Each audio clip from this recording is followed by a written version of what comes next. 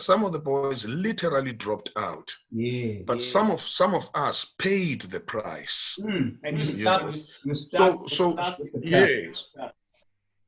Yeah, correct. Correct. So I was that 10-year-old who came out of that studio. My life just changed. My imaginations for my future just changed. By the time I got to boarding school, by the time I went to standard 3, standard 4, standard 5, getting to boarding school, it was clear what I wanted to be. Those that were at boarding school with me will tell you, I would be locked up in a locker, in a cupboard like this up there, and they would say, Kausasazi, of course. I mean, I made my duty, and I want to appeal this evening to anybody that dreams of something.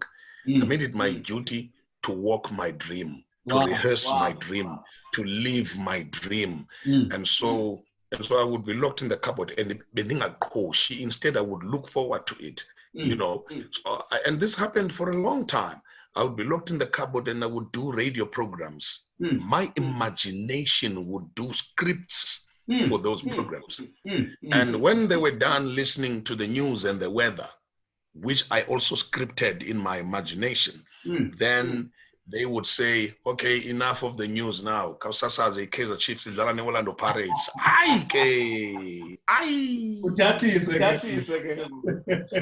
And interestingly, Kaizer Chiefs always won those games. Wow.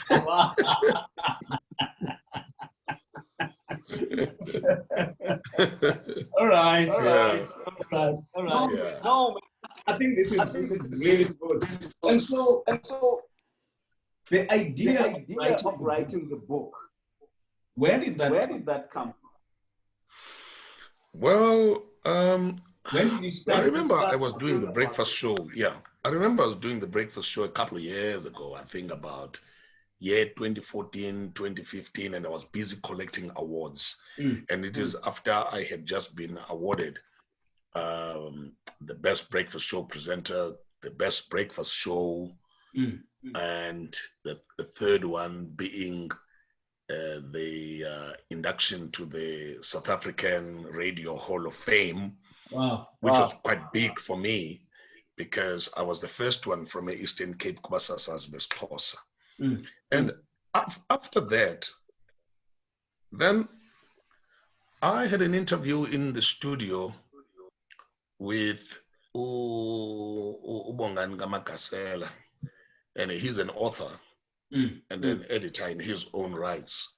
And he had just published a book, I'm No Weekend Special. Okay. Narrating the life of the great Brenda Fassie, South Africa's pop star.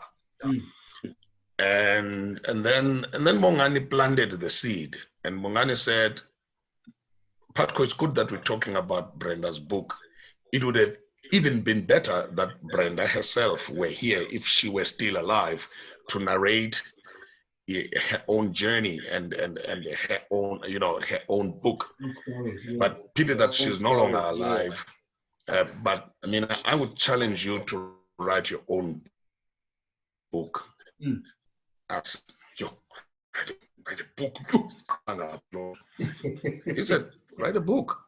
Then he started narrating to me certain interesting episodes in my life, narrated by him. He said, well, you've gone through this, you've gone through that, you've gone through this, you have mastered this, you've won awards, kupi, and maybe your book can be an inspiration for other young people.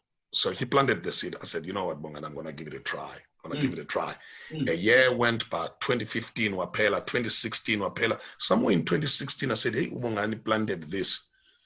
And then I started, sometimes when you write a book, for instance, my method was I just put down something like 13 chapters, even before writing them. I just put just the headings. I said, chapter 1 is going to be this, chapter 2 is going to be this, chapter 3 is going to be this. So I put pressure on myself so that I can be able now to populate the relevant content for each of these chapters. So I did the chapters. There was something like 13 chapters initially. But the book now has far more than that. Not because in the long run, the end I stretch it, but because I mean the book has 29 chapters now, and because of the editing work also, So then 2017, then I started getting serious, writing, developing the actual manuscripts. And I took a break because 2017 we were also looking at. Sorry, Dan. Sorry, Ganin. There is a bit of an echo. So I'm trying to sort that out. Yeah, I think it's on your side. You connected twice. If you could cancel the other one, then it will kill the echo,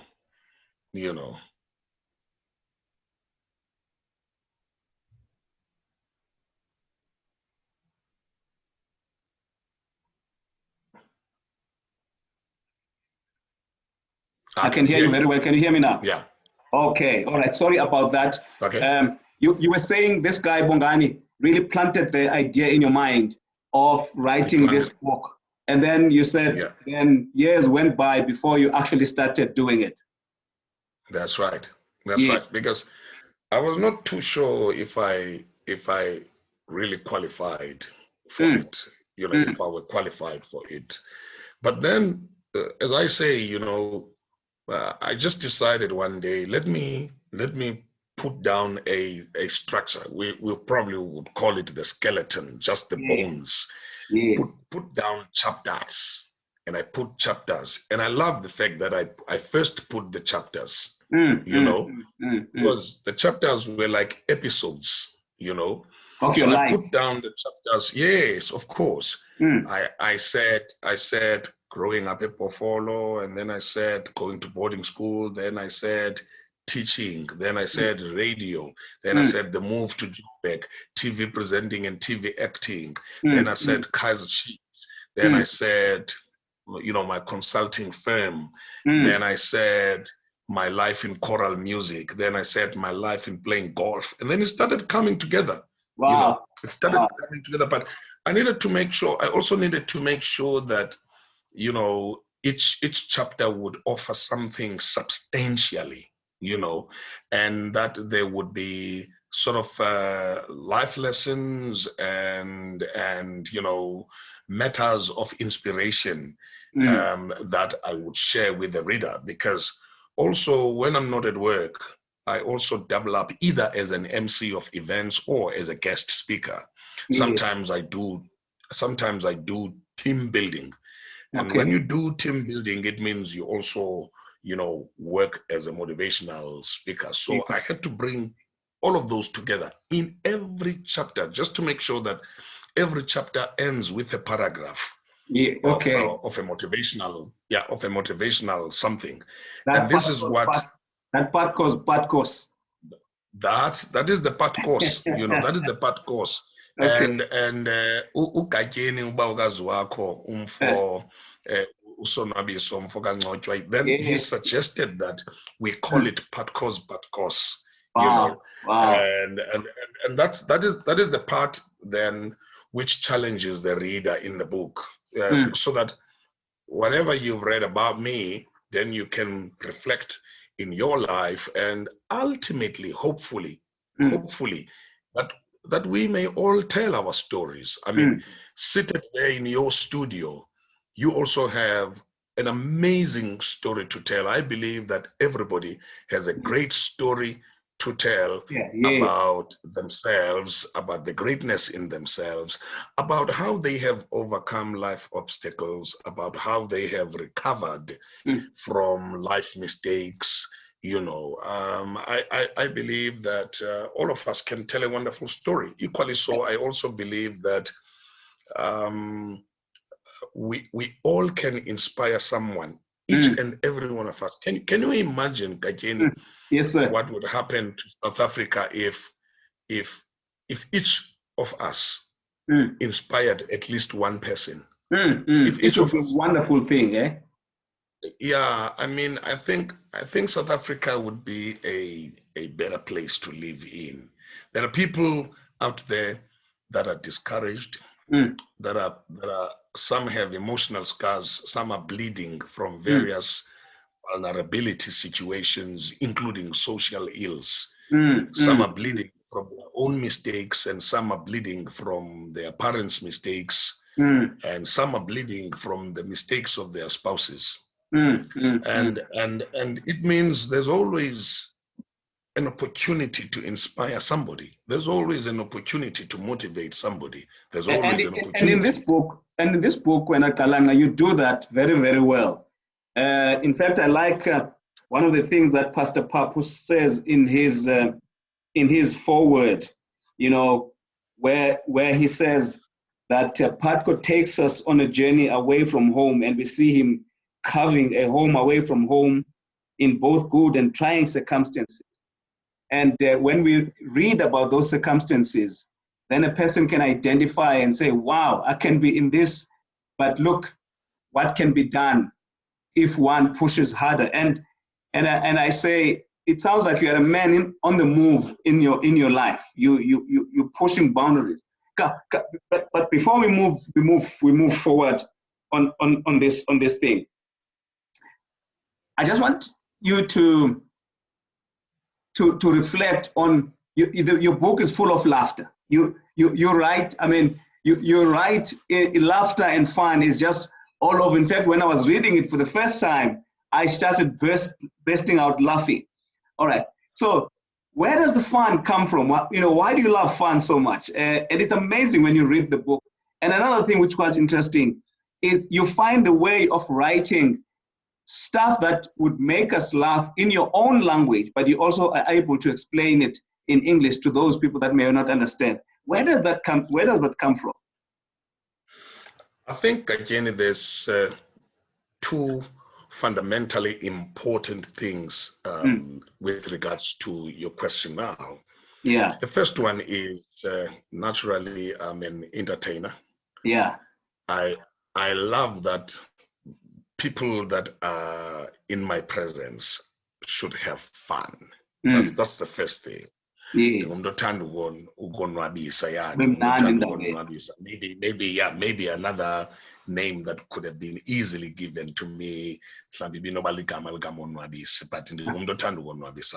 Yes. but watch this one. Mm. And this one is something I'm working towards my second book. Okay. The reason why there's fun and laughter in the book is because I also believe that when people are happy, they produce most. Mm. If we would have happy mayors, we would have more productive municipalities. If we had happy civil servants and employees of municipalities, we would have service delivery going faster than it is. Mm. If we had happy MECs and happy premiers, happy ministers, and a happy president, Mm. productivity has a tendency to be at the epitome in situations where there is happiness. Yes. In the corporate world, if we had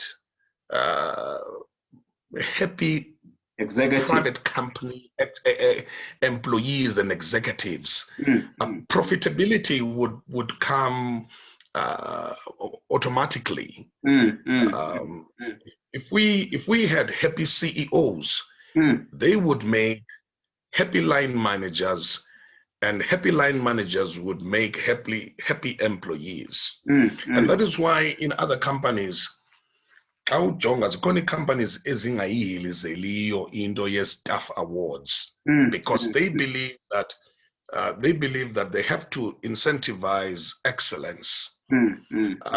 But incentivizing excellence is right at the tail end of what we're supposed to do.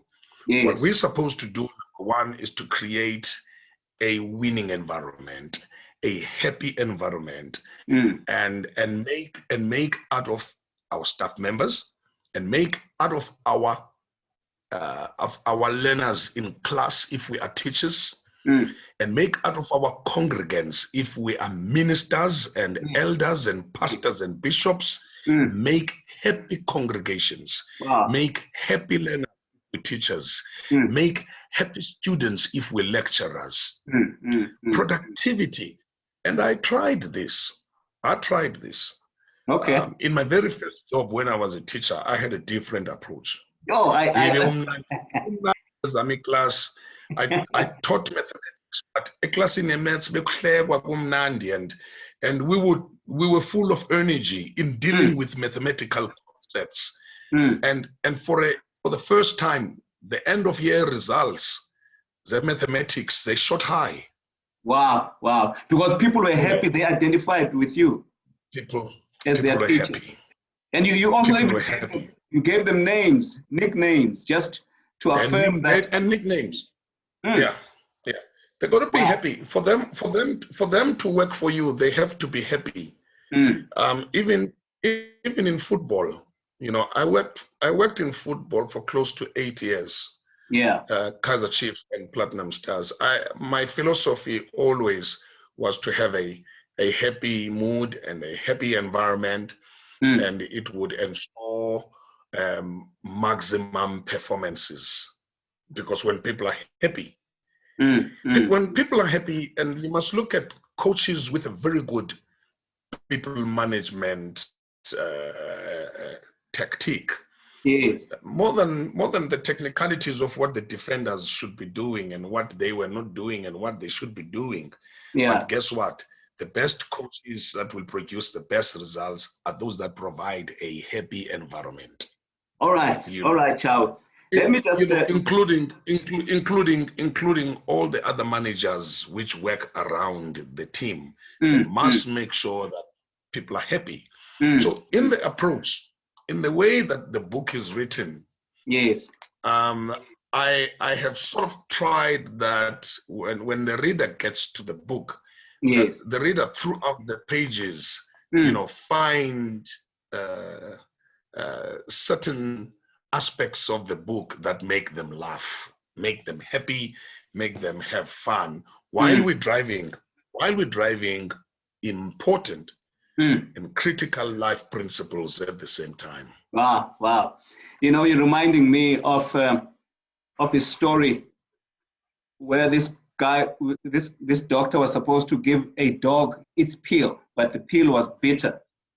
So every time he has to push it in, but when another guy came in, he said, "No, man, you can't feed a dog like this." And then he took that pill and put it in the peanut butter, and the dog just licked it up of him. So laughter is a way that you are able to get the beautiful, meaningful stuff, but in a way that's accepted, that people enjoy. Yeah, thank you so much for that. I think that's really good. I just want to acknowledge some of the comments here on Facebook. Sandile Magugu Anukatyeni says, "Katyeni, thanks, siyabulela ngale mbali." Uput Bafana Andrew Kota, Katyeni nochawe sinmamele. Khubani madoda sinmamele nangu noma wethu maqethuka inyani leyo chawe na yangqini. Silungisile echo betnana uxolweni. Usisible xa uthi nitsho kamnandi Pet and Putco, where can I buy the book?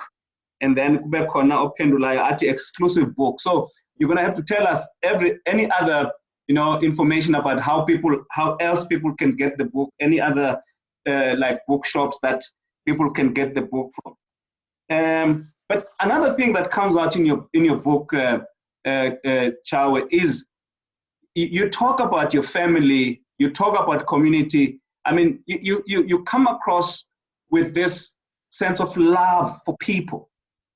You call people by names. I mean, when I read about, you remember stuff that people did. So there is this love and valuing of people. Can you just tell us a bit more about that?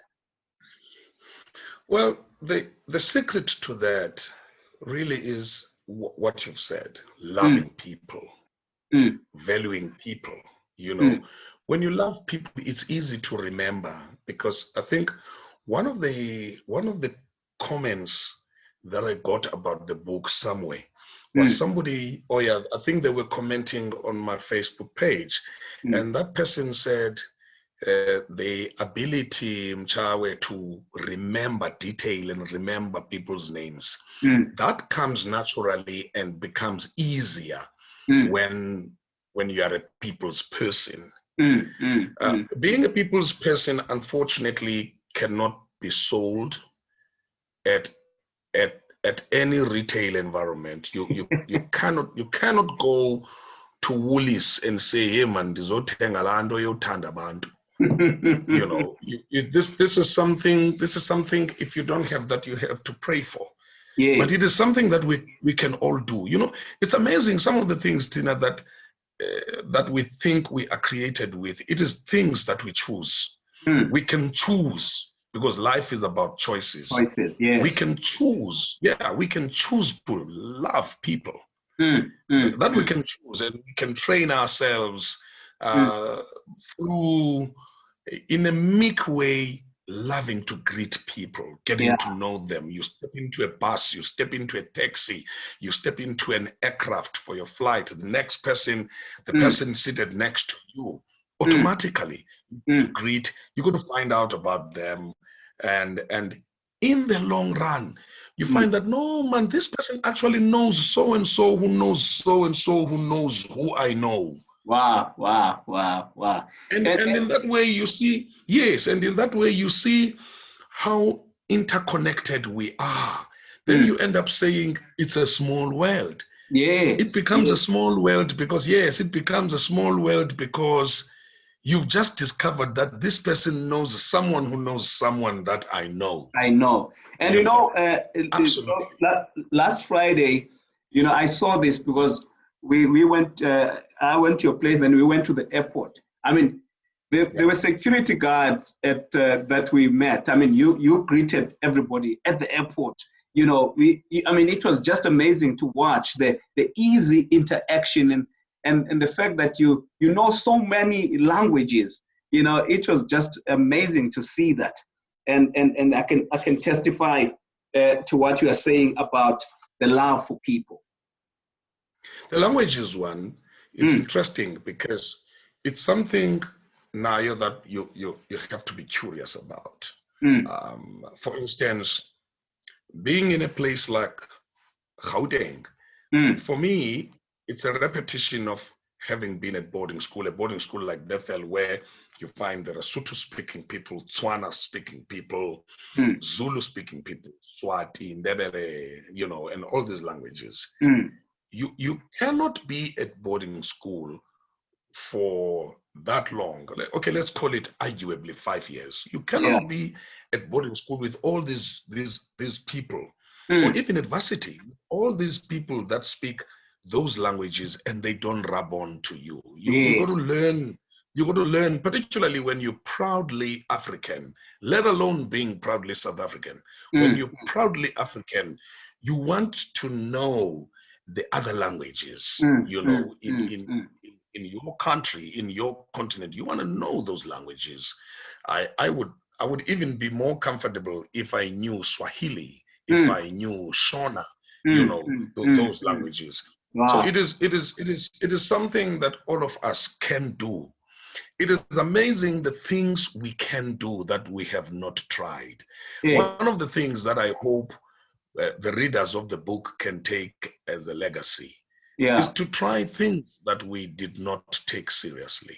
Just try them. Just try them. Try the other languages. Then when I got to Kaiser Chiefs, I remember I got to Kaiser Chiefs the winter of 1999. And there were newspapers which notoriously suggested that the chairman had made a big mistake by hiring someone who could not speak Sotho or who was not of Sotho origin. The writers of those articles, unfortunately, suffered from a regrettable apartheid syndrome. The one that said, when you are Zulu, just be good with your Zulu because you are superior than the others. When you are Xhosa, just be good with your Xhosa because you are superior than the others and they don't matter. And that came from the Group Areas Act of the apartheid regime. And it was pushing the notion that if you are Tswana, you are the best and no one else matters. And it was wrong. It was wrong. So I did figure out that the people who wrote those articles were victims of that kind of mindset. Yes. But I was patient with it. The chairperson also, Utatu Kezam Daung, was also very supportive. I remember he invited one of those sports editors over lunch. And he said, yeah, but Putco has hardly been here for 2 weeks. You're not giving him a chance. Yeah, just to prove himself. To get into the deep and swim his way back home. You're not even giving him a chance. Let the man execute his plans and work towards his vision. Then we can measure him after a considerable, reasonable amount of time. For now, he has just arrived. So let's give him a chance. He knows what is to be done. And also, we cannot judge him based on the language he speaks or the languages he cannot speak. What I was interested in the ability. I saw potential, and that's what I'm interested in. And indeed, he was a great leader. He was a great leader, and he was. You hold him in high esteem. Yeah, absolutely. He was a great leader, and I did not disappoint him. And sooner than later, I started getting deeper into learning the languages. I was, within a year's time, around year 2000, 2001, I was flying, at least in the fundamental Sesotho that I needed for communicating in our environment. I was comfortable. Setswana, I was comfortable. Let alone isiZulu nesiswati sesiNdebele ngoba zona languages and yes, so it's a question of saying, if we are created and made in the image of God, then nothing is impossible. Wow. Because being made in the image of God, it means most tasks that are put in front of us, we should be able. So we have it within ourselves, the capacity. Now let's talk about, talking about Kaizer Chiefs. In your book, also in your life, it has not always been plain sailing.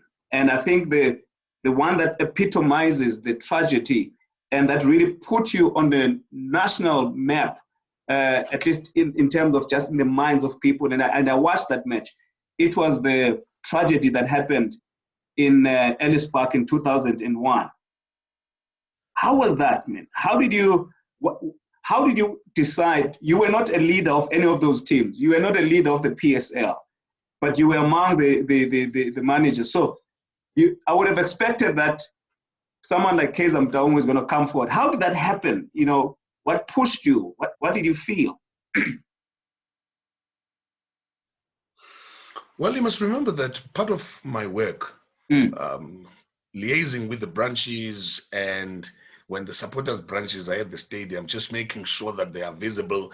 We ordered supporters branch flags for them, so you could see at that corner, it is the Daung branch that's sitting there. It is the Guguletu branch that's sitting there. It is the East London branch. It is Mlazi branch. It is Soweto branch, etc., etc.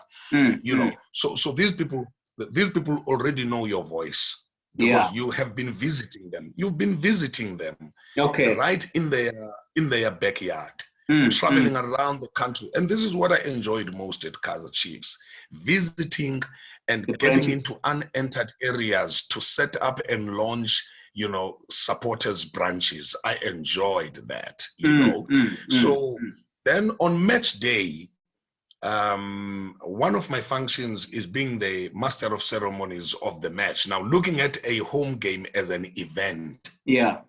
So, like every event has to have a program director. Every event has to have a facilitator or an MC. That was my job. So when the problem started, the microphone was already in my hand. it then said that, number one, I had an unfair advantage over other communicators because the microphone is in my hand. And what I have in my hand, is my favorite weapon. Wow. You know, so when it happened, I remember, we played the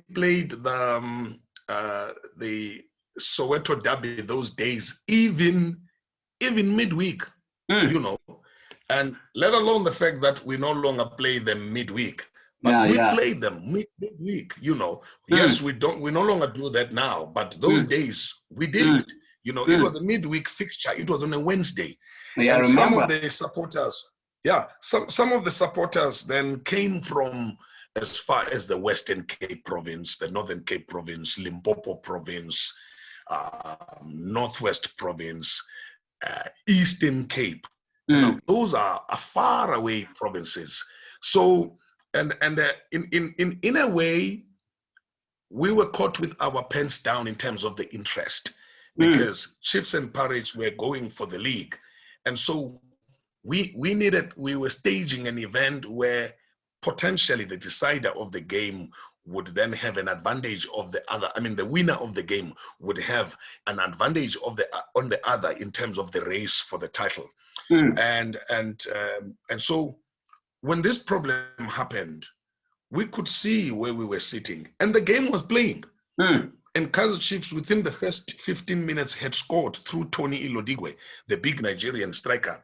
And Orlando Pirates, within another 10 minutes, had equalized through Benedict Villagaz. 1-1. And the people outside, were running out of patience, because the noise that was coming from inside was unbearable. And so people were pushing, and abanye bebesaromola amatikiti, because those days we would even sell tickets at the stadium, something that we no longer do now. As part of the learnings from that fateful night, tragedy. Yes. We no longer sell tickets now at the stadium.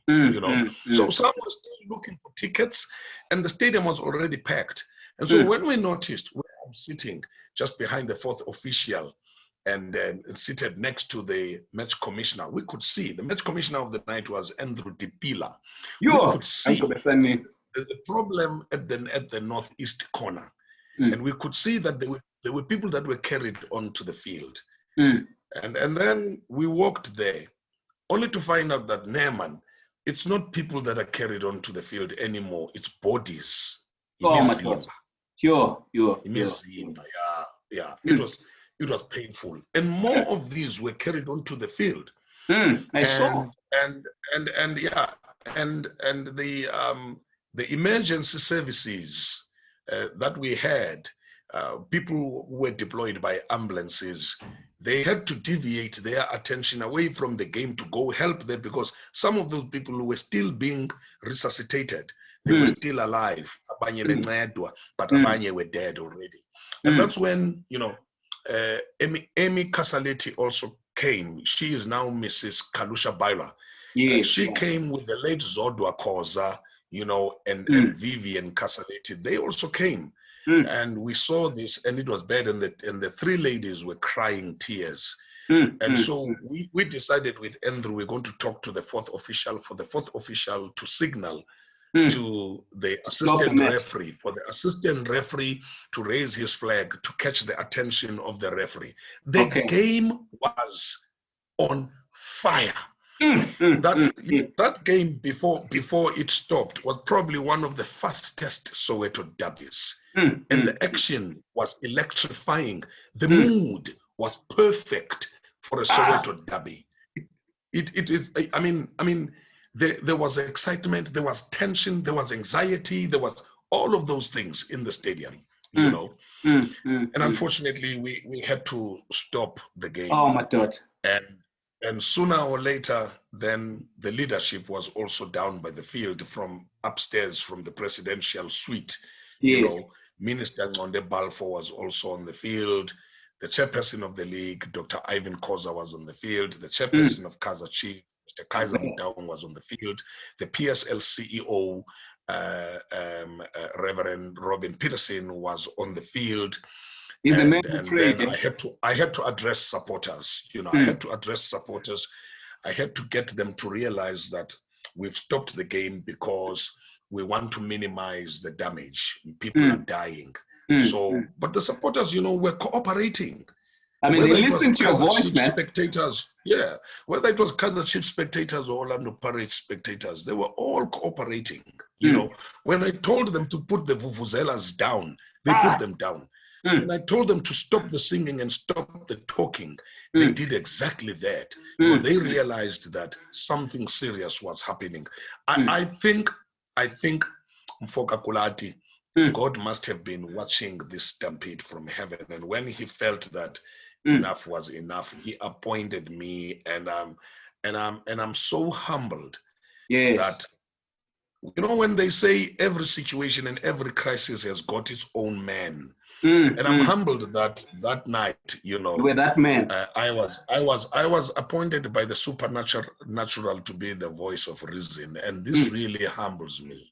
And the details also of this story, including what the other contributors are saying in the book, you know, they are there, and that's why all of us have to get the book, you know, because the reason why I'm saying this, there's always a man for any crisis.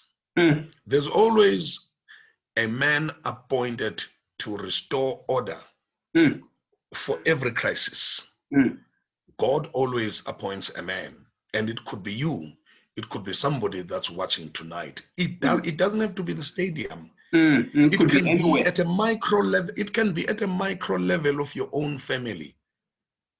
But God always appoints a man for every situation. I mean, even when you go to scriptures, you would find that God appointed Samson to end the Philistines' rule over the Israelites. He appointed, like, but God appointed him, and he ended the Philistines' bullying of the Israelites. So God, absolutely. I mean, he always has someone. You know, he always has someone. All right. That's I don't know where time went, but I just caught a glimpse of some comments coming in here on Facebook, and I think you may know this person. The name is Bongiwe Mafani. She says, "This is a great man you're hosting there." That's wonderful, coming from your wife. And then we also have Simpiwe Mtengwana, and then Usabelo Jwacha. Why did you choose to call school kids with their first names? What impact did it have on their confidence and identity? Yeah, that's another thing that we talked about, and maybe we'll come back to that. But what I want to just to make sure that we cover before we go, and I will remind you of this, is it I mean, under the tragedy theme, I mean, I remember when you were arrested by Gozo, and I mean, knowing you that as a man who's talking, who loves people, and how was that solitary confinement? And please talk about the imagination that was taking place in your mind that then you implemented afterwards.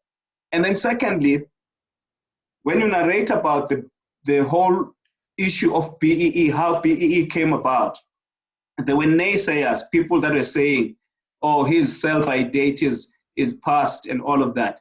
So how did you deal with those kinds of things so that you could make success despite those criticisms? Well, let me begin with the first one that will, well, or maybe thank all the people that have given this positive response, including my wife, to say Illuminati has always been the wind beneath my wings. And she's been very supportive, and she is highly talented. She's an intellectual of note. Even when you engage her, you need to make sure that you know your story. And then Utjwag raised something about why I would call the learners by their first names. I believe that the name Hlanganisa is not Sabelo's identity. At some stage, it is a family name. But the moment you say Sabelo, you hit him in the heart. He will be excited to know that you know him. Whereas if uzagumteketisa uti saps and create a nickname out of his name, because it means you've opened your heart for him. And this is how, Mina, I won the confidence of the learners. And I'm not exaggerating. I knew all those learners by their first names. Oh, Peter, and I shared this with the fellow staff members. You know, particularly Omemba Itandalando Yoma Pamgo staff room. And when they're calling learners, they would say, Abamelela best name. Hey, Kulati! Kulati! And although you know that Kulati, it's your family name. Yeah. Yes, you're going to respond. But guess the excitement it would have made if Buvelenje from the onset, what a Patrick! Because now you're hitting him right there with his first name, not his family name, first name. So I tried it and it worked. And I shared the trick with my colleagues in the staff room. I said, if we want learners to respect us and to love us for the work that we do, let us demonstrate to them that we also have their interest at heart in terms of knowing them. There is nothing that is as important as knowing that somebody knows you. Knows you. Oh, that's big. It affirms you know, when you know that so and so knows me, psychologically, you know. All right. And then, so yeah, and then you touched on the issue of being detained by the then Siskai military dictator, Brigadier Opa Joshua Kozo, who started well, like all these other army generals, like General Mandu Olomisa. But Olomisa, you know, you could see that Olomisa meant what he started. Yes. And Ukozo, I don't know, when Madiba came to Bisho Stadium, he prophesied and said, comrades, let us also thank the man of the moment. Oh, what he called him the man of the moment. And sooner or later, Kozo never disappointed. He turned against that ANC Mandela. He turned against the PAC, Azapo, and all these organizations. And he was excited to start his own party, which he called African Democratic Movement, the ADM. And then he made a big mistake of wanting to close the radio towards the other political organizations. We also on radio were starting to enjoy the freedom. I mean, because before this entire liberation of 1990, we could not play some of the music. Some of the music literally was crashed in Kongwani, we LP. You could not play that music. I mean, the music like songs of Miriam Makeba, Huma Sekela, Harry Belafonte, Letambuli, Kafasimenya, Bayet, Stimela. These guys, so brothers, these guys had music that was literally scratched with a nail, scratched to make sure by our success. Yeah, because the SABC accounted to Parliament, and Parliament was Parliament of the apartheid system. And so the SABC then would not allow Abasasazi to play music that was banned.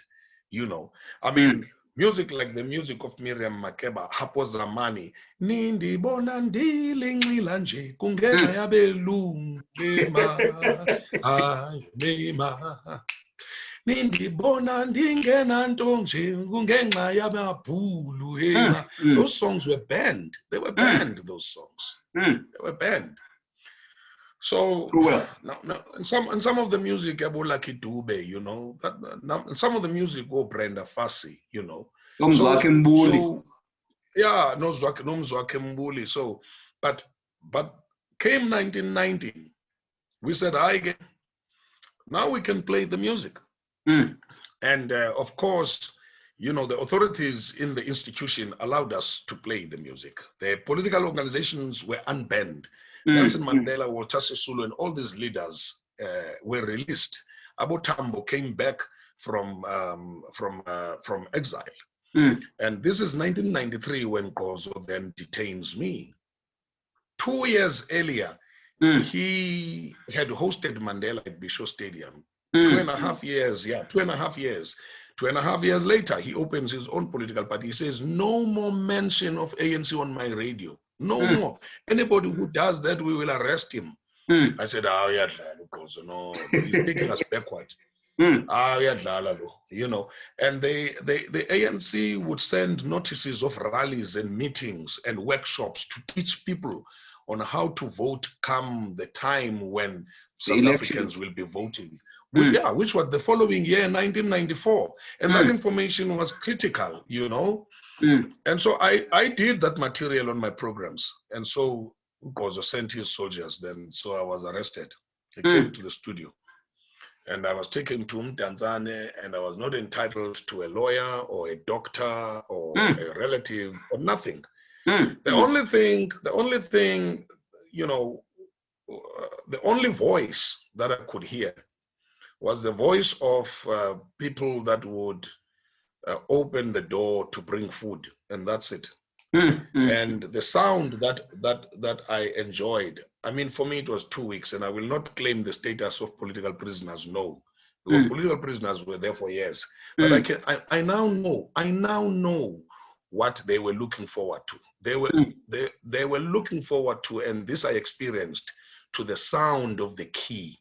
Opening. Just the key opening. Just the sound of the keys. I don't know what sound you're looking forward to today. You're probably looking forward to the sound of the trumpet. But I was looking forward to the sound of the key. Of the key. Whenever the sound of the key rang, then I was hopeful that maybe I would go home. But sometimes that sound of the key was just for somebody, one of the cops here, who would tell me that, I know, you're not going yet. Here's something to eat. Here's something to eat. So the next best thing, then you would bond with that stainless steel plate of food and just bond with that. And that's it. Akukho impuku ephilayo enocrossa apha udlale nayo ukuthi at least udlala nempuku. So that solitary confinement, at the end of that, then I went back home. I went back to the studio, but I knew that no, this Gozo Siska is becoming too small for me now. And then came another offer. And while I was thinking about that, came an offer from a man called Dan Simelane. He was the executive producer of Cosmo Life. Cosmo Life was presented by Desiree Makote with Semi the Cat Mutlawood before that. But Semi somehow left the show. And so Dan was looking for a presenter, and he was told about me. So he called and he offered me to come to Joburg to do a Cosmo Life. Back to back with that came another offer for me to go to Joburg at the same time. Parallel with that, you know, another offer for me to go play Tamsanga in a TV drama. They were looking for this Xhosa young man who was a returnee from exile. So I left Ciskei and loaded everything on the back seat and in the boot of my Jetta to go to Johannesburg to begin 2 jobs which I had not applied for. And when the book then says the price and prize of greatness, is because through matters of vulnerability, social ills, life mistakes, a whole lot of things. You know, this was balanced with at least that thing, Yoguti, hey man, I'm being offered jobs. Someone is meaning seeing that, something in me. meaning that somebody's noticing my contribution. You know, somebody's noticing what I'm doing. And I wanna tell somebody that's watching, you may not be getting feedbacks at the pace and rate at which you're getting feedbacks. But let me tell you something. Someone out there is noticing what you're doing. Sooner or later, you know, it will pay dividends. You will get a call that says, nah, come on, yes, my dog. You know, but the focus should be, the focus should be on polishing what you're doing, not on the voice. The voice will come unexpectedly, but you keep polishing what you're doing, and the voice will come that says, come on higher ground and come up, and I'll show you greater things. That voice will come. Yes, yes. Let's talk now about the BEE part. I mean, it's amazing the way you describe how you really conceptualize that. But there were naysayers even there, people that didn't give you a chance, people that had written you off, but you know, you dealt with that. Well, one of the criticisms that Nada Wachela, then station manager at Umhlobo, she's now at Auckland Park and is responsible for all these radio stations. One of the criticisms she faced was the age factor. He can't do nothing about a breakfast show. I mean, this was the year 2010. This was the year 2010, you know. And they said, what are you going to do with somebody that is 45 years old, turning 46? He's not going to do anything for you. And the breakfast show then was struggling because it had about 700,000 listeners. And I took up the challenge because for me it was a challenge of something. You know, there are jobs that we do and we do for money, but there are jobs that we do because they almost like a hobby. You do this job sometimes, even if they exploit you and they don't pay you well, because it's like a hobby to you. It's like you're born for this, you know. So I took up the challenge, and the only thing is, remember, Bongi and I had relocated back to the Eastern Cape because I was going to run the World Cup. Yes, you know, as the marketing communications director for Nelson Mandela Bay, Port Elizabeth as the host city. Yeah. So when Nada came with this offer, I then went back to the World Cup guys. I went back to the office of the mayor, you know, because I was recruited by Bix Ndoni, the late Bix, the deputy mayor of Nelson Mandela Bay. Then he was working with Nondumi Somapazi and Denny Jordan. You know, the three of them had discussed my name. And so I went back to them. I said, hey man, you know, there's this opportunity for me to do morning radio. It's going to pay dividends for the World Cup in terms of communication as well when I'm on radio. So I want to take this opportunity, and then started the office at 9:30.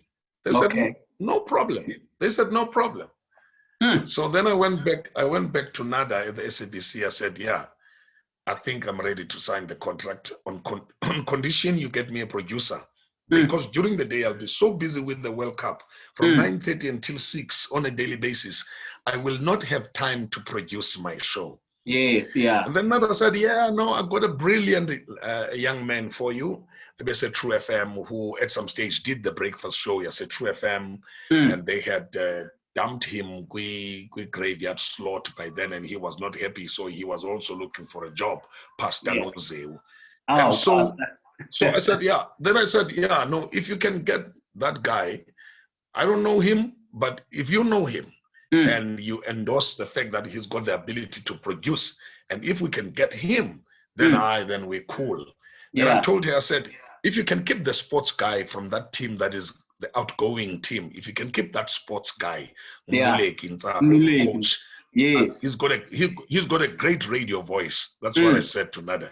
I would love to have that guy. you know. And then there's another young man who keeps coming in for news headlines, Mafapa Vuma. Oh. I think I would love to get him in my team as well, you know. Mm. So that's how the BEE was built. Mm. And in no time, you know, it's amazing. In no time, the BEE reached 3.3 million listeners from 700,000. You know, and it started winning awards, and it was the most recognizable breakfast show in South Africa.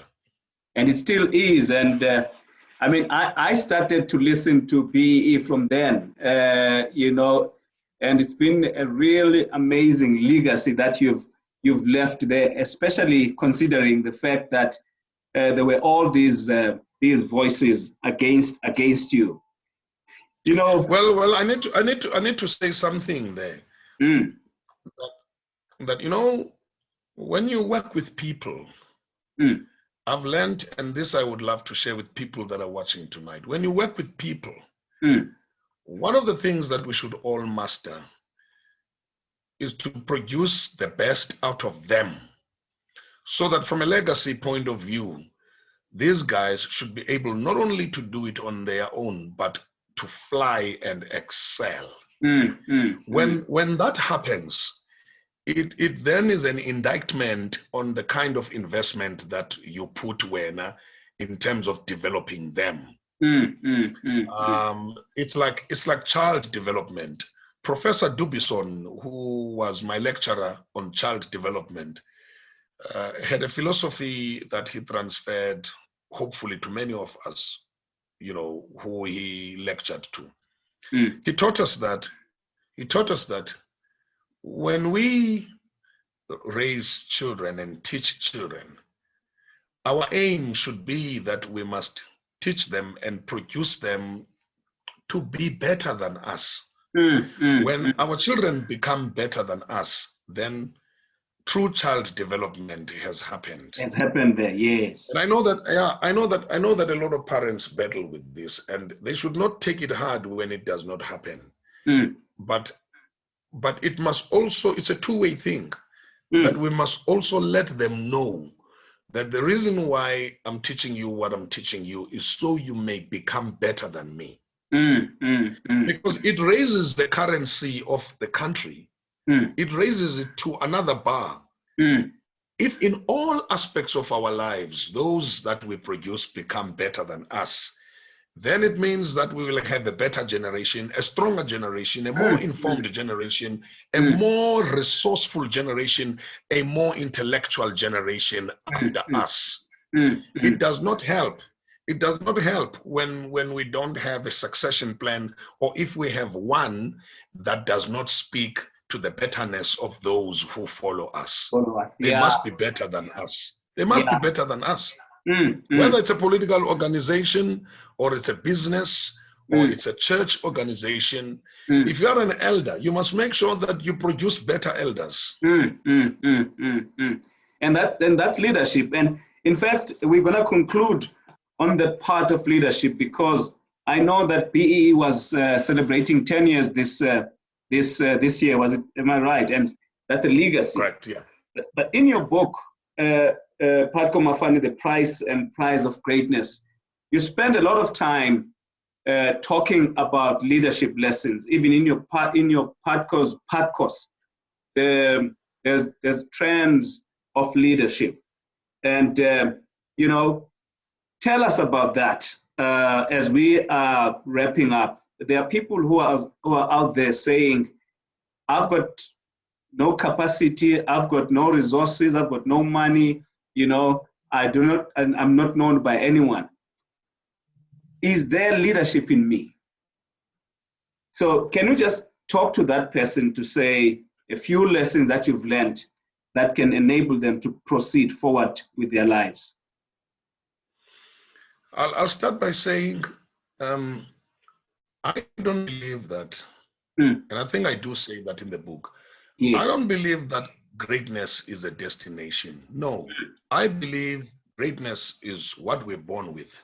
And throughout our journey, from that very first cry as a baby, when the sisters and the nurses and the doctors hear that first cry, and the relatives and the mother, when they hear that first cry, they say, yo, sisigebenga lo mntana, uvele indlela akhala ngayo.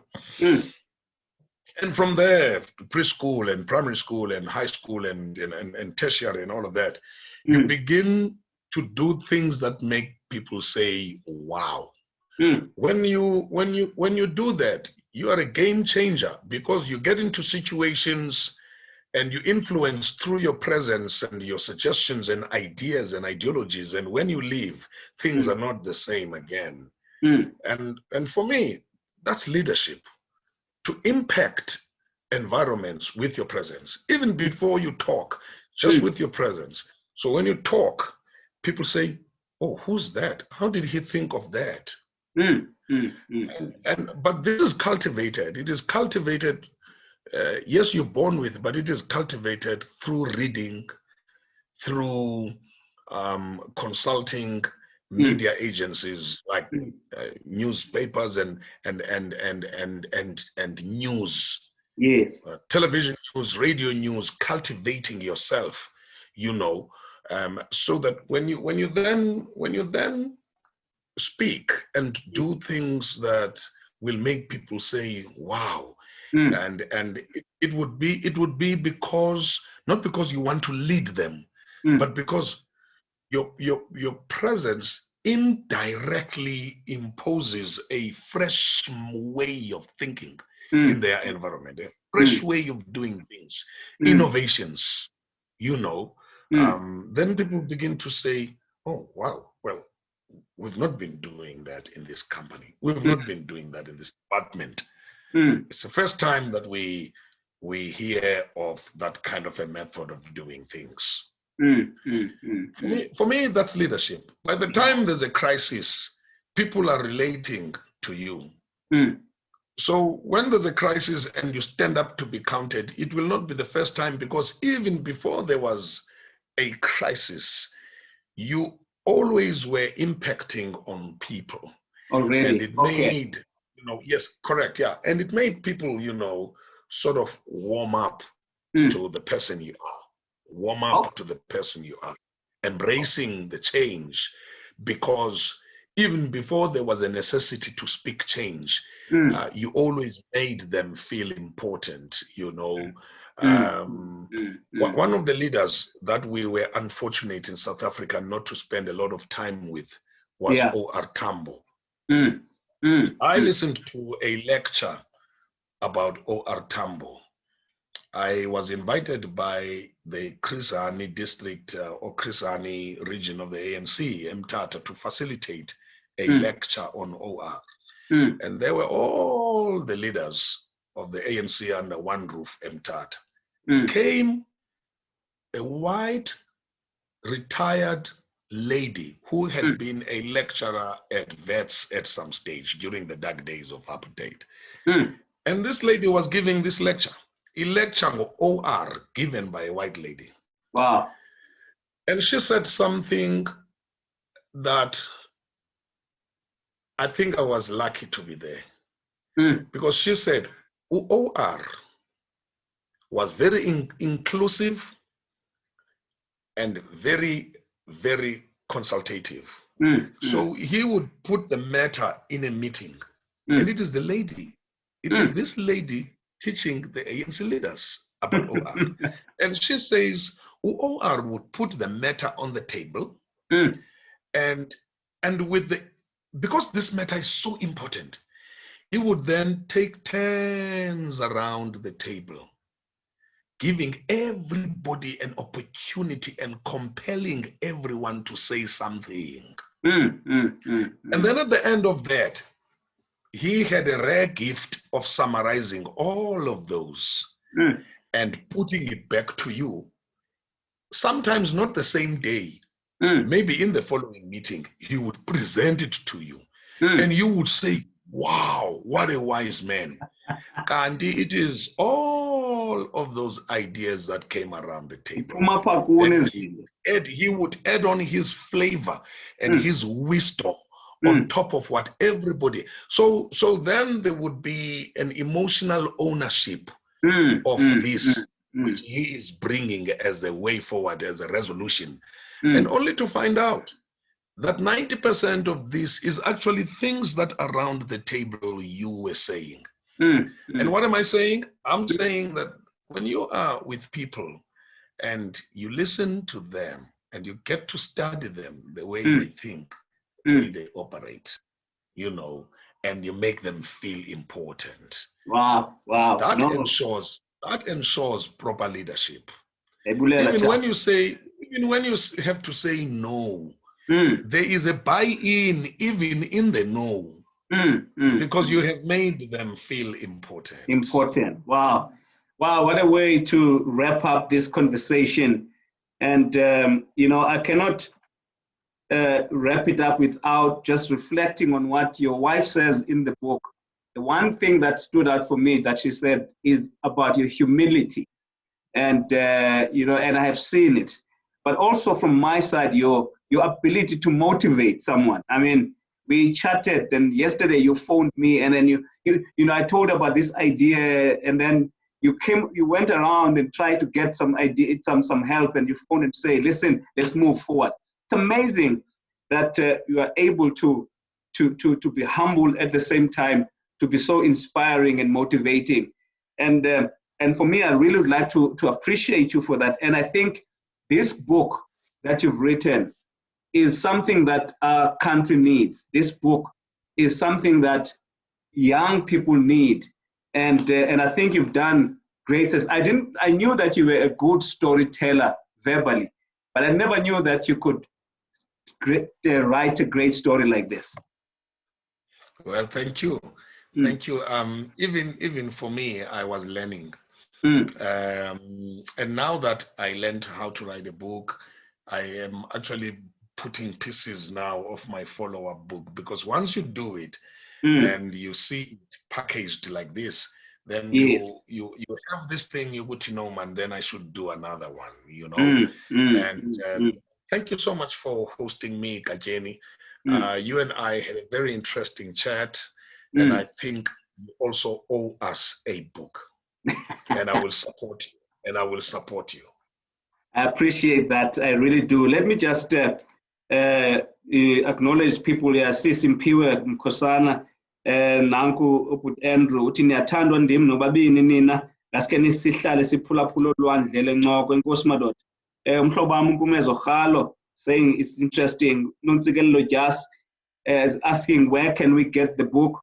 Usnazo Ntleki nayo is watching. So many people are interested in the book. And how can people get hold of the book? Well, we grab the book at most bookstores nationwide, your CNA, your Kum Books, your exclusive books, your bargain books. You know, some stores, unfortunately, were sold out by last week already. I was in East London over the weekend, and bargain books, Hemingway's and bargain books, Beacon Bay Retail Park, they were sold out, but they did say that this week, tomorrow, they will be having stock.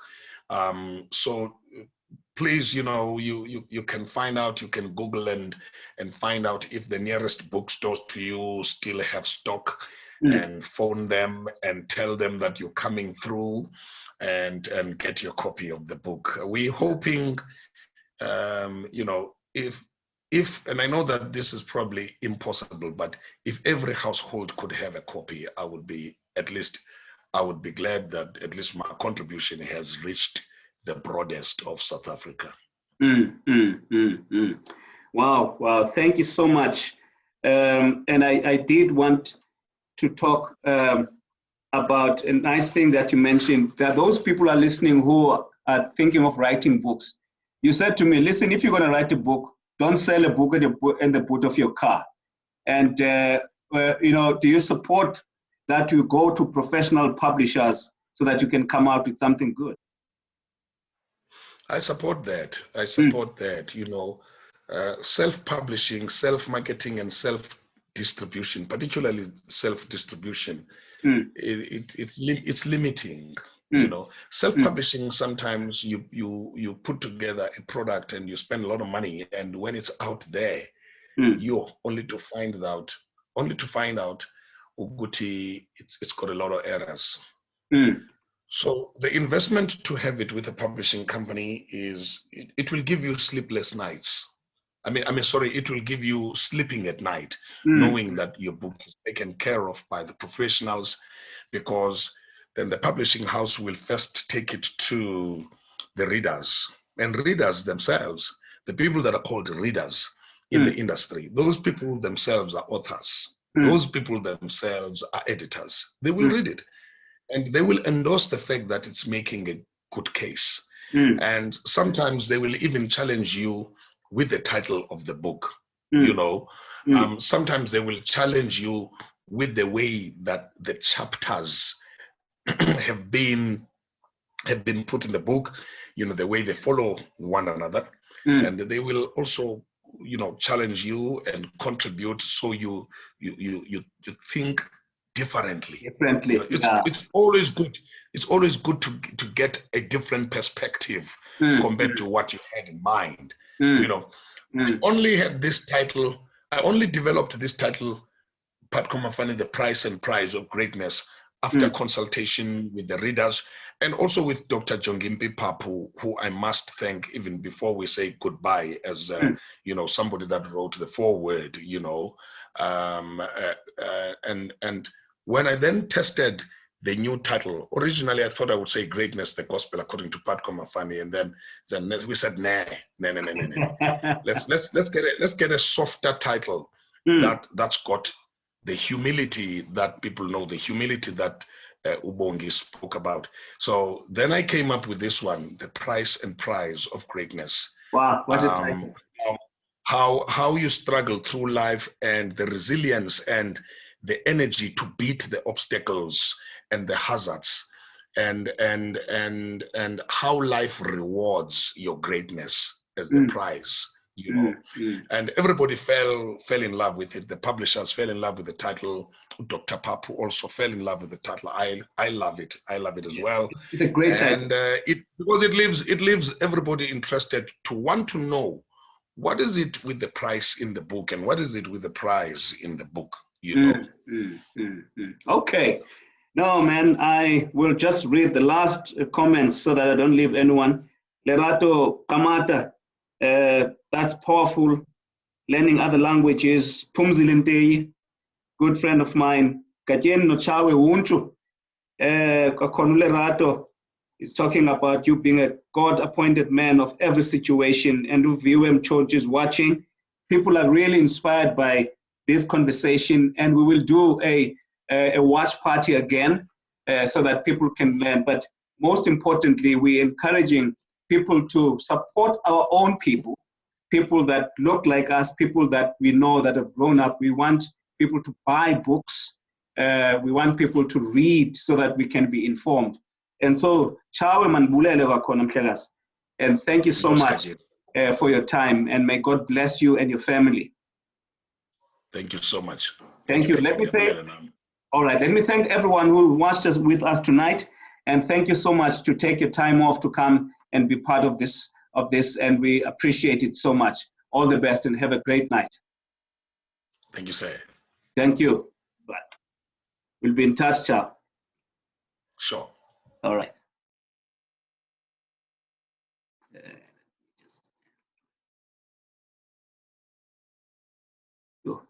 Yo, sisi potato.